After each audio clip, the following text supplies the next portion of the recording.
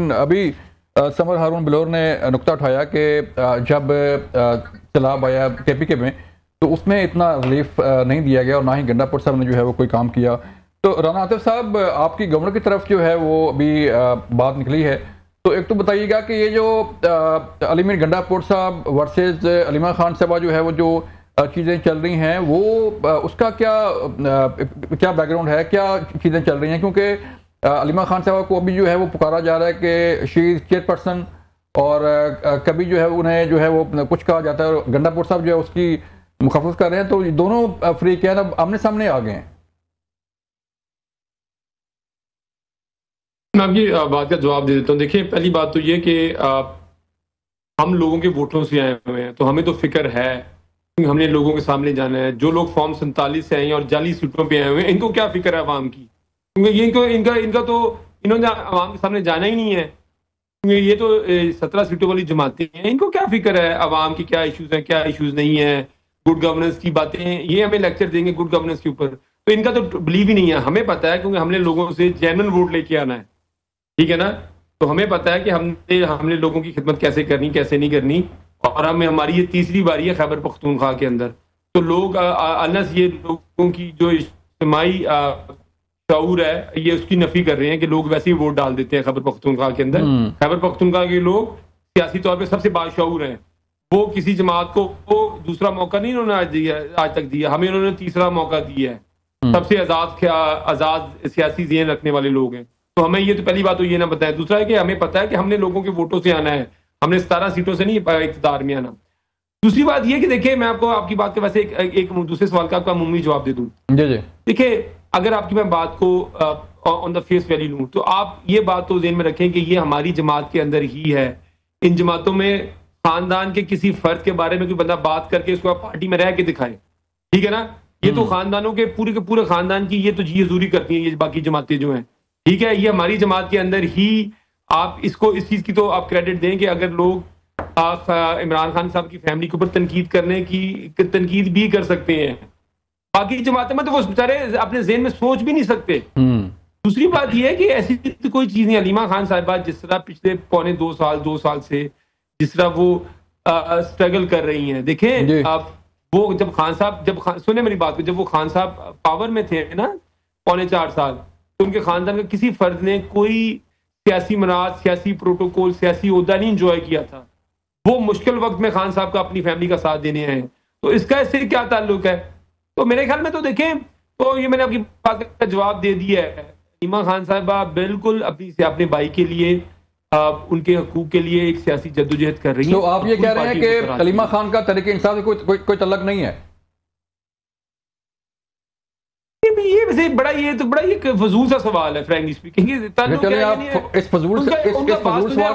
پاکستان کی سب سے بڑی پولیٹیکل پارٹی کا چیئرمین ہے، سنیں، ان کا بھائی پاکستان کی سب سے بڑی پولیٹیکل پارٹی کا چیئرمین ہے. علیمہ خان دیتی ہے، آپ کہہ رہے ہیں کہ یہ سوال نہیں ہے. سارے میسج آتے ہیں علیمہ خان کی طرف سے، باقی پارٹی تو آپ کی کہیں اور ہے.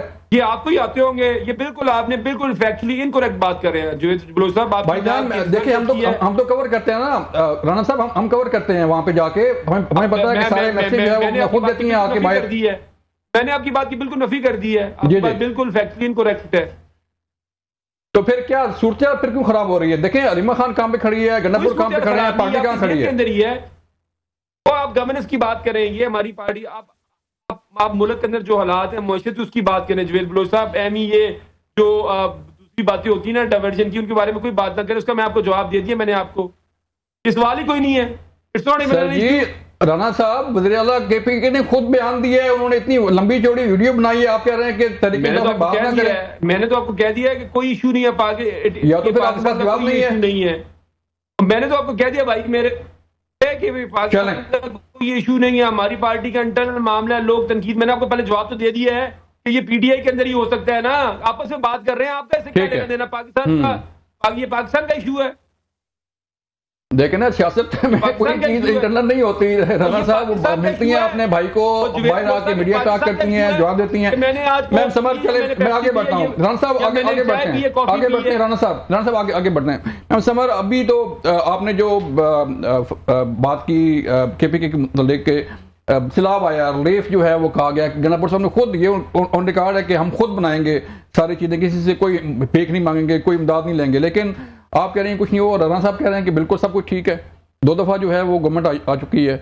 اتر سے بتائیں گے، آپ تو خود دیکھیں اگر ہم اس بات پہ گئے کہ ان کی حکومت تیسری دفعہ اور دوسری دفعہ پہلی دفعہ کیسے آئی، کس کے ساتھ سیٹنگ کر کے آئی، ان کے پارٹی کے تیمور جھگڑا، کامران بنگش آج بھی دھکے کھا رہے ہیں کہ کلیوژن کے ساتھ علی امین گنڈاپور صاحب جو سٹنگ چیف منسٹر ہیں، ان کی کلیوژن کے ساتھ ایک پورے گروپ کو، شوکت یوسف زئی صاحب کو، محمود جان صاحب کو، 12 ان کے جو تکڑے لا میکرز تھے ان کو اسمبلی سے باہر رکھا گیا.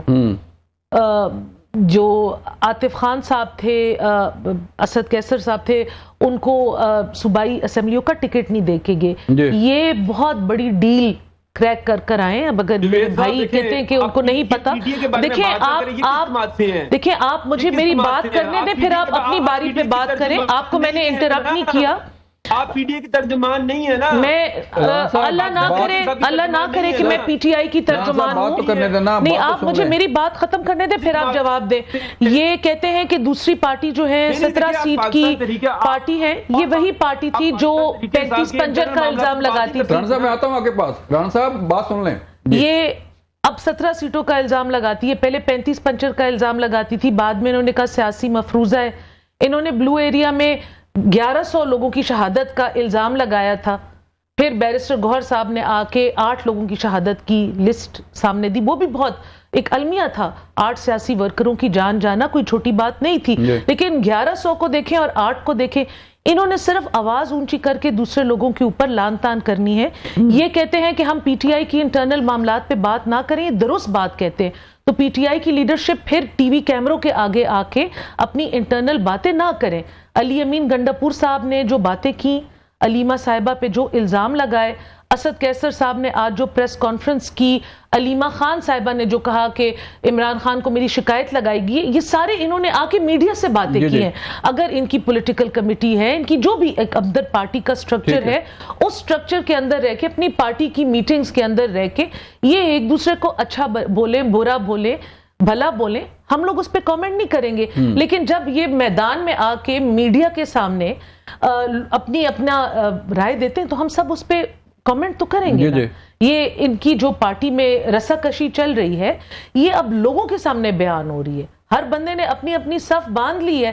تو اب یہ سمپل بات یہ کہ پارٹی میں جو ہم بہت عرصے سے فیل کرے تھے کہ دھڑا بازی، وہ دھڑے اب کھل کے سامنے آ گئے.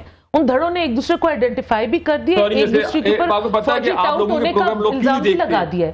آپ اس طرح کے کوئی عامیانہ سے پروگرام کرتے ہیں، کون بندہ آپ کو دیکھے گا؟ کون بندہ ٹائم ضائع کرے گا پروگرام دیکھنے کے اوپر؟ آپ کر لیں پھر پروگرام. میں خود پروگرام میں شرکت کر کے پچھتا رہا ہوں. کیا آپ میری جگہ آ جائیں سر. میرا سوال لے لیں، پہلے میرا سوال لے لیں. آپ اپنی بات نہ کریں. میرا سوال لے لیں. میرا سوال لے لیں بھائی، میرا سوال لے لیں. وہی علیمہ خان ہے جو ملاقات کر کے آتی ہیں، میڈیا ٹاک کرتی ہیں. سر رانا صاحب بات سن لیں، بات سن لیں. رانا صاحب بات سن لیں، اپنی بات بعد میں کیجیے گا. سوال لے لیں. علیمہ خان صاحب ملاقات کرتے اپنے بھائی سے، باہر آتی ہیں، سب سے پہلے کیمرہ کے سامنے آتی ہیں کہ آج خان صاحب نے یہ کہا، آج خان صاحب نے یہ کہا، آج خان صاحب نے یہ کہا. تو آپ کہتے ہیں اس سے بات نہ کریں. پروگرام میں لٹرلی اسپیکنگ وہ جو صحافی باہر نہیں پھر رہے ہوتے، اس کے باہر جو عام جرنلسٹ ہوتے ہیں، آپ ایک پرائم ٹائم پروگرام کر رہے ہیں. مجھے لگتا ہے پروگرام پہ آپ کی ہنسی آ رہی ہے. تو بھائی اپنی پارٹی کو ڈیفینڈ کریں نا سر. میں تو آپ کو موقع دے رہا ہوں کہ اپنی پارٹی پہ بات کریں. کبھی کسی ایشو کی بات کی اور پی ڈی اے کے فلانے لیڈر نے یہ بات کہہ دی، یہ آپ کا پروگرام ہے؟ یہ پاکستان کے مسئلے ہیں یار. خدا کا خوف کریں یار. آپ اپنی پارٹی کا موقف پیش کر رہے ہیں رانا صاحب. آپ اپنی پارٹی کا موقف پیش کر رہے ہیں. میں آپ کا اپنی پارٹی کا موقف جو ہے وہ جاننے کی کوشش کر رہا ہوں کہ تحریک انصاف کے اندر جو اختلافات ہیں وہ کیوں آگے بڑھ رہے ہیں، اسے کنٹرول کون کرے گا؟ تحریک انصاف کو لیڈ کون کر رہا ہے رانا صاحب؟ آپ کی آواز کٹ رہی ہے سر. رانا صاحب آپ کی آواز کٹ رہی ہے.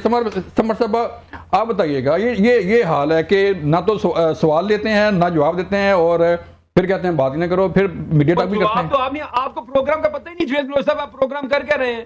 دیکھیں ان کا اس طرح ہے کہ پھر ہم اگلی دفعہ آپ ان کی مرضی کے کوسچن وہ میں کوسچن لے لوں گا، لے لیا کریں. اب جو میں اگین کہہ رہی ہوں، ان کی پارٹی کی لیڈرز آ کے پبلک پلیٹ فارم پہ یہ باتیں کر رہے ہیں. علیمہ خان صاحبہ نے، چیف منسٹر صاحب نے جو کچھ کہنا تھا 2 دنوں سے تو وہ کہہ دیا. آج اسد کیسر صاحب کوئی عام آدمی نہیں ہے، وہ خیبر پختونخوا میں پاکستان تحریک انصاف کے فاؤنڈنگ ممبر ہیں پہلے، اور وہ اسپیکر نیشنل اسمبلی رہ چکے ہیں، وہ اسپیکر پروونشل اسمبلی رہ چکے ہیں. انہوں نے کافی سنگین الزامات لگائے، انہوں نے میڈیا کے سامنے لگائے. تو اب ان کے اوپر اب وہ کوسچن آپ سوال کریں وہ جواب نہیں دیتے. تو مے بی پھر آپ نیکسٹ ٹائم خیبر پختونخوا سے کسی کو بلائیں پی ٹی آئی سے، جو کہ انہیں پتہ نہیں ہے نا کہ کیا ہو رہا ہے. تو وہ کہتے ہیں کہ یہ ہماری انٹرنل باتیں وہ تب ہوگی جب یہ پارٹی کی گیدرنگ میں. وہی نہ سوال لیتے ہیں نہ سوال سنتے ہیں.